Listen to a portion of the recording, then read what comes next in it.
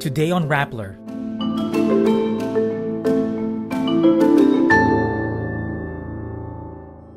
A PrimeWater probe will cover a possible conflict of interest of former Public Works Secretary and now Senator Mark Villar.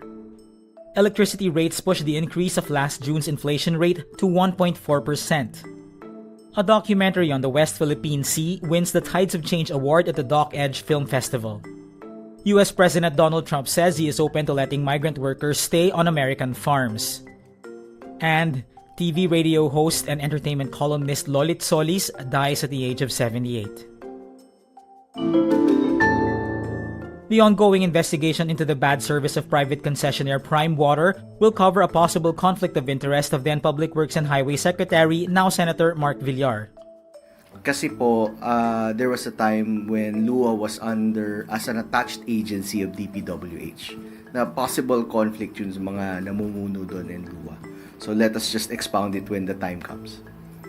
The Local Water Utilities Administration or LUA oversees water districts nationwide. It entered into nearly 100 joint venture agreements with the Villar-owned PrimeWater, especially during the Duterte administration when Villar was DPWH secretary. PrimeWater is owned by Mark's brother Manuel Paulo and part of the empire of their parents, former Senators Manny and Cynthia Villar. Malacanang launched an investigation via LUA as a response to mounting consumer complaints about years-long bad service.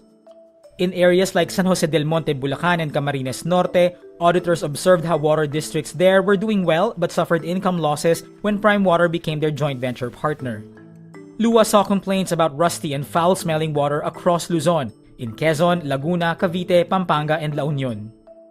Meantime, Senator Mark Villar in a statement says he has no direct or indirect ownership or controlling interest in PrimeWater. He also says he did not participate in any capacity whatsoever in any transactions between PrimeWater and any of its partner districts during his tenure as Public Works Secretary. The Philippine Statistics Authority reports that inflation in the Philippines accelerated to 1.4% in June from 1.3% in May, breaking 4 months of slowdown. This brings the country's average inflation rate for the first half of 2025 to 1.8%, still below the government's target of 2% to 4%. Electricity was the top contributor for the recent rise in inflation, which increased to 7.4% in June from 2.8% in May.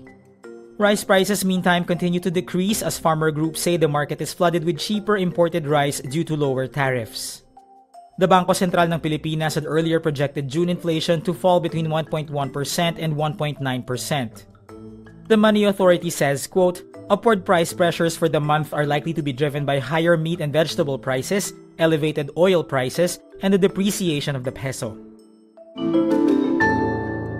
The documentary Food Delivery, Fresh from the West Philippine Sea, won the Tides of Change Award at the Doc Edge Festival in Auckland, New Zealand on Thursday, July 3.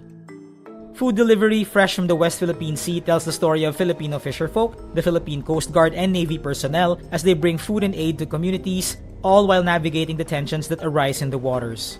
It also features the story of fisherman Arnel Satam, who was followed by the China Coast Guard near Scarborough Shoal. Voyage Studios says on a post, this is for every Filipino defending the West Philippine Sea. In the face of silence and fear, we carry the truth and now the world hears us. The journey has begun. May more people see our fight. Philippine Coast Guard spokesperson on the West Philippine Sea, Commodore J. Tariela, celebrated the news on X.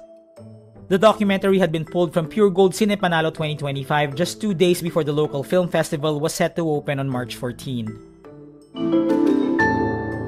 US President Donald Trump said on Thursday, July 3, he is open to allowing migrant workers to stay in the country if the farmers they work for vouch for them. He says, quote, if a farmer is willing to vouch for these people in some way, Christy, I think we're going to have to just say that's going to be good, right? Trump adds he is working with the Department of Homeland Security to support farmers who rely on migrant laborers for their seasonal needs. He also plans to work with the hotel industry on similar concerns. Trump has taken a tough stance on immigration, and his Homeland Security Secretary Kristi Noem has been leading an effort to deport people who crossed into the United States illegally. This led to some complaints from farmers that their crops are at risk due to a depleted workforce.